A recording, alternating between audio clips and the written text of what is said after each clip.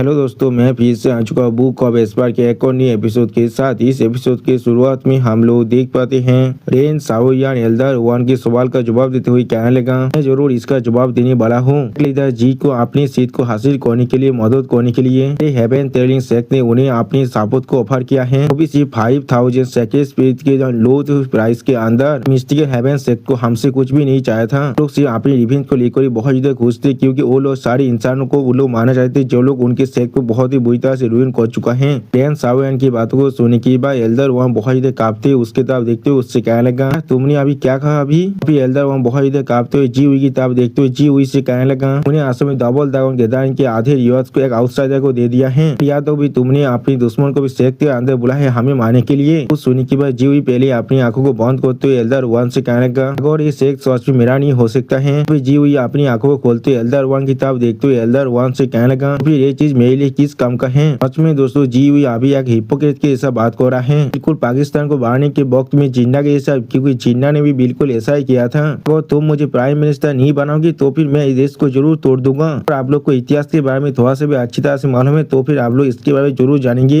फिर जी हुई की बातों को सुनने के बाद एल्डर वहाँ गुस्से मारे कांपते उसकी तरफ देख कर चिढ़ते उससे कहने लगा, बिल्कुल तियानो के एम्पायर के जैसा बन चुके हो। अगली बार एल्डर वहाँ बहुत ज्यादा गुस्से में जी पर अटैक करने के लिए आगे बढ़ते जोर से चिल्लाकर उससे कहने लगा, जी हुई तुम कोई भी हमारे सेक्ट लीडर बनने के लायक नहीं थे। डेमोस गेमिंग सेक्ट के एक ट्रेटर हो, मैं जरूर तुम्हें यहाँ से रिमूव कर दूंगा हमारे एंसेस्टर के नाम पर। कुछ सुनने के बाद हम लोग देख पाते था जी हुई से आप सामने तरफ दिखने वाला, लेकिन कुछ भी नहीं कह पाता है। लेकिन उसी वो हम लोग देख पाते एल्डर वन को रोकने के लिए रेन साओयान बीच में आते हुए बहुत ज्यादा मुस्का को एल्डर वन से कहने लगा, भाई बहन क्या आप मुझे कमजोर नहीं समझ रहे हैं? ये होते हुए आप किस तरह से यहाँ पर किसी और को मार सकते हैं? तो सुनने की अगली पर हम लोग देख पाते रेन साओयान और एल्डर वन की वही यहाँ पर बहुत बड़ा धमाका होता है। वो धुआं हटने के बाद हम लोग देख पाते रेन साओयान आप पीछे आ जाता है और फिर रेन साओयान अपने सामने तरफ देखते थोड़ा सा परेशान हो कहने लगा, नहीं ऐसा नहीं हो सकता है। फिर एल्डर वन की तरफ देखते हुए रेन साओयान कहने लगा, आप यहाँ पर सोल हार्मोन स्टेज के अंदर पहले ही पहुंच चुके हैं। सच में दोस्तों धुआं हटने के बाद एल्डर वन देखने में बहुत ज्यादा औसम दिख रहा था। रेन साओयान की बात को सुनने के बाद जी हुई बहुत ज्यादा शौक और कहने लगा, क्या नहीं ऐसा नहीं हो सकता, ऐसा किस तरह से हो सकता है?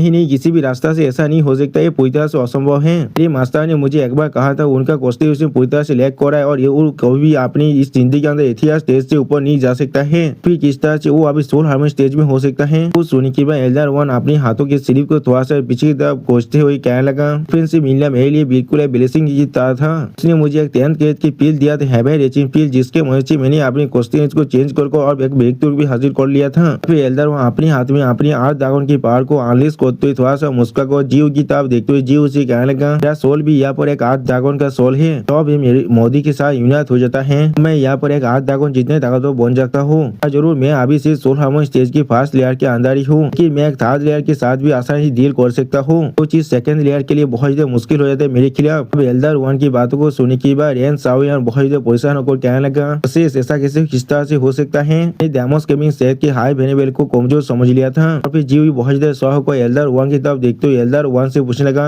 आप सिर्फ इसके वजह से जुफिन के साथ ले रहे थे क्योंकि उसने आपको मदद किया था? वो सुनी के बाद एल्डर वन जी हुई की तरफ देखते हुए जी हुई से कहने लगा, तुम कितना बड़ा बेवकूफ बन सकती हो, मैं हमेशा इम्पार्शियल था यहाँ पर और तुम्हें इस चीज के बारे में अच्छी तरह से मालूम था। मेरे जुफिन की शायद को लेने के लिए तुम सिर्फ यहाँ पर एक एक्सक्यूज को बढ़ाने की कोशिश करो जिससे तुम मुझे ब्लेम कर पाओ, क्योंकि सिर्फ मेरे वजह से तुम्हारी सेक्ट लीडर का पोजीशन तुमसे छीन गया था, इससे तुम खुद को फिर से सेक्ट लीडर बनाकर बहुत ज्यादा खुश महसूस कर पाओ। फिर एल्डर वन थोड़ा सा मुस्कुराते हुए जी हुई की तरफ देखते हुए जी हुई से कहने लगा कि मैंने तुमसे पहले ही कहा था। एल्डर वन एक स्टेज पेज बनाकर जी हुई की तरफ देखते हुए जी हुई से कहने लगा, जी हुई तुम कोई भी जुफिन के ऐसा नहीं बन सकते हो, उसने तुम्हें रिप्लेस कर दिया है और दाव को वापस लेकर आए हैं। अपनी सेक्ट लीडर की पोजीशन को वापस लेने के लिए अपनी सेक्ट से धोखा किया है, आप हेवेंस को भी गुस्सा दिला दिया है। एल्डर वन की बातों को सुनने के बाद जी हुई बहुत ज्यादा गुस्से में जोर से चिल्ला को एल्डर वन से कहने लगा, काफी है, इसलिए आप एक आउटसाइडर पर यकीन करें, आपके खुद की डिसाइपल पर नहीं, आपको यहाँ पर जरूर मरना ही पड़ेगा इसके लिए। वो सुनी की बाद एल्डर वन अपने दोनों हाथों में अपनी 8 ड्रैगन की पावर को अनलीश करते सामने तरफ भागे बढ़ते जोर से चिल्ला और कहने लगा, जरूर हम लोग अब जरूर देख सकते हैं आप कौन पहले मरने वाला है। सच में दोस्तों यहाँ पर एल्डर वन देखने में बहुत ज्यादा औसम दिख रहा था। हम लोग देख पाते एल्डर वन को रोकने रेन साओयान उनके बीच में आ जाता है और फिर रेन साओयान और एल्डर वन एक दूसरे के खिलाफ अपने पांचों से अटैक करने लगा। सच में दोस्तों ये फाइट देखने में बहुत ज्यादा औसम दिख रहा था।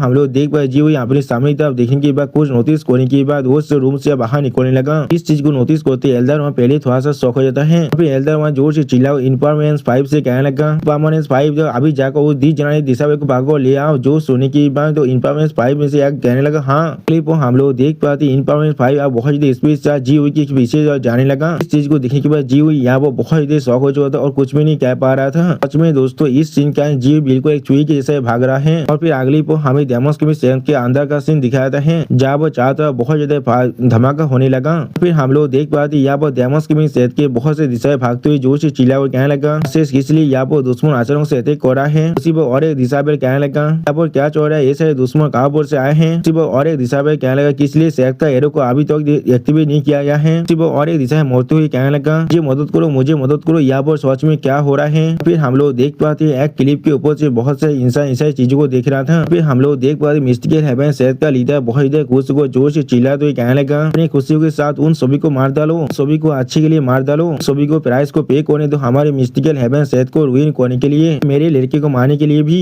मैं इनमें से किसी को भी जाने नहीं दूंगा, इसे आखिरी आदमी को भी मार डालो। और फिर मिस्टिकल हेवन शेख का लीडर बहुत जोर जोर से हंसने लगा। उसके पीछे से हम लोग देख पाते सी अभी उसकी तरह भी देख रहा था लेकिन कुछ भी नहीं कह पाता है। वह उनके पीछे से और एक एल्डर आते हुए कहने लगा जुआन अभी आपने तो रिवेंज को पूरी तरह से एंजॉय कर रहा है लेकिन तुम यहाँ पर क्या कर रहे हो, क्या तुम लोग इस असुरा सीन को एडमायर कर रहे हो। सिर्फ जो सारे इंसानों को मारा जा रहे हैं वो सारे तुम्हारे खुद की नोबेल शेख की डिसाइपल है। तुम कितने मात्रा उन्हें डिस्कस क्यों ना करो। उन इंसान को भी अपने शेख के डिसाइपल इस हालत में नहीं दिखना चाहिए। सारे तुम्हारे फेलो डिसाइपल है, क्या ऐसा नहीं है। उस सोने की बात वेनेबल से उसने अल्लाह की तरफ देखते हुए तो कहने लगा तुम कौन हो। उसी वो वेनेबल से बहुत ज्यादा शौक हो जाता कुछ भी नहीं कह पा रहा था। और फिर अगली वो वेनेबल से उसने अल्लाह को गीत करते हुए कहने लगा यार मुझे माफ कर दीजिए, मैं आपको स्वागत करने में पूरी तरह से फेल हो चुका हूँ, प्लीज मुझे इस सीन के लिए माफ कर दीजिए। मैं कभी नहीं सोचा था शेख लीडर रैन सच में इतना सिंसियर होगा इस कॉर्पोरेशन के अंदर जो आपको भी यहाँ पर इन्वाइट करके लेकर आएगा। तो सोने के बाद वो एल्डर थोड़ा सा मुस्कुराते वेनेबल सी से कहने लगा यहाँ पर शेख लीडर के बिहार पर नहीं आया हूँ, मैं यहाँ पर खुद अपने लिए आया हूँ। लैंड के 9 शेख के अंदर से बहुत सारे ऐसे बुद्धि आदमी नहीं है जिनका मैं सच में रिस्पेक्ट करता हूँ, लेकिन तुम्हारे शेख के ग्रेट वेनेबल जरूर वो एक लोअर रैंक की शेख का, लेकिन वो एक ऐसा बुद्धि आदमी है जिससे मैं सच में बहुत ज्यादा हाई रिगार्ड में तो होल्ड करता हूँ। अब उस एल्डर की बात को सोने की बात वेनेबल सी बहुत ज्यादा परेशान हुए थे लेकिन कुछ भी नहीं कह पाता है। अभी वेनेबल सी थोड़ा सा घबरा कर उस एल्डर की तरफ देखते हुए अपने मन में कहने लगा इनका ये कहने का क्या मतलब है, यहाँ पर ऐसा हो सकता है वो यहाँ पर इस बुद्धि आदमी का मदद करने के लिए आए हैं और ऐसा ही और किसी भी हालत में अगर वो जो बुद्धि आदमी यहाँ पर बात किया तो फिर ये पूरी की पूरी चीज हमारे लिए बहुत ज्यादा परेशानी बुरा हो सकता है। वेनेबल सी के मन की बातों को समझने के बाद वो एल्डर थोड़ा सा मुस्कुरा वेनेबल सी से कहने लगा इसके लिए इतना ज्यादा एंग्जायस होने की कोई भी जरूरत नहीं है। अब इस चीज को शेख मास्टर ने खुद डिसाइड किया है और हमारे हेवन टेलिंग शायद इसके अंदर पार्टिसिपेट कर रहा है। फिर ये बुद्धि आदमी किसी भी हालत में अपने शेख लीडर के डिसीजन के खिलाफ नहीं जाने वाला है। और फिर वो एल्डर अपने सामने था बोलते हुए वेनेबल सी से पूछने लगा सिर्फ यहाँ पर उस बुद्धि आदमी को आखिरी बार देखना चाहता हूँ इससे पहले कि वो यहाँ पर मर जाए, बस इतना ही और कुछ भी नहीं। और फिर वो एल्डर अपने सामने तरफ देखते हुए वेनेबल सी से पूछने लगा लेकिन जैसा भी वो मैंने सुना है मेरे शेख मास्टर खुद जाकर उस बुद्धि आदमी से डील करने वाला है तो फिर मुझे कह सकते हो वो लोग अभी कहाँ पर हैं। कुछ सुनी के बाद वेनेबल सी थोड़ा सा घबरा कर मुस्कुराते हुए उस एल्डर से कहने लगा लोग अभी शेख मास्टर हॉल के सीक्रेट चैम्बर के अंदर हैं। चीज अपनी जो मैप है उसके अंदर मार्क को मैंने पहले ही कर दिया था। तो सुनी की बात वो एल्डर कहने लगा ऐसा भी क्यों ना हो लेकिन ऐसा लग रहा है तुमने अभी इस बुद्धि आदमी के सवाल का जवाब नहीं दिया है। तो सुनिए वेनेबल सी बहुत ज्यादा घबराते और कहने लगा वो चीज वेनेबल सी के बात को कहते हुए वो एल्डर बहुत ज्यादा जोर से मुस्कुराते हुए कहने लगा ये चीज और मायने नहीं रखता है ऐसे भी और अभी से यहाँ पर तो डेमोस के शहर के अंदर और कोई भी आदमी नहीं हो सकता है। पर हम लोग देख पाते वो एल्डर अब आंसू में उड़ने लगा और बहुत ज्यादा जोर से मुस्कुराने लगा। जिस चीज को देखने में वेनेबल सी यहाँ पर कुछ भी नहीं कह पा रहा था। फिर उसी वक्त ग्रेट एल्डर वेनेबल सी के पीछे जाकर वेनेबल सी से कहने लगा या तो भी आगे ये आदमी यहाँ पर जो हेवन टेलिंग शहर के अंदर से है या ये सोच में बहुत ही एरोगेंट नहीं है। जो सुनी की एल्डर से बहुत ज्यादा परेशान होकर कहने लगा अपने मुंह को बंद करो। फिर वेनेबल सी बहुत ज्यादा परेशान होकर अपने सामने तरफ देखते उस एल्डर से कहने लगा या तो भी हेवन टेलिंग शहर के अंदर भी शेख मास्टर से लेकर किसी भी डिसेबल तो उस आदमी की पावर बिल्कुल एब्सोल्यूट है। हमारे जो डेमोस के शहर के ग्रेट वेनेबल के जैसा ही तुम कंपेयर कर सकते हो नहीं, वो हमारे ग्रेट वेनेबल से भी ज्यादा हायर स्टेटस में है। वो सच में एक सुप्रीम पेस्टिस है यहाँ पर। वो सुनी के बाद वो एल्डर बहुत ज्यादा परेशान होकर वेनेबल सी से पूछने क्या ऐसा हो सकता है। जो सुनी के बाद वेनेबल सी उस एल्डर से कहना हाँ बिल्कुल सही कहा तुमने। फिर उसने बुद्धि एल्डर की तरफ देखते हुए वेनेबल सी कहने लगा 1/5 ड्रैगन में से एक है ग्रेट वेनेबल है ध्यान सिंह सेठ का, यानी दोस्तों हेवन टेलिंग सेठ का ग्रेट वेनेबल है। इस आदमी का नाम है यहाँ पर हेवन वॉकिंग सॉन्ग सायो यूसान।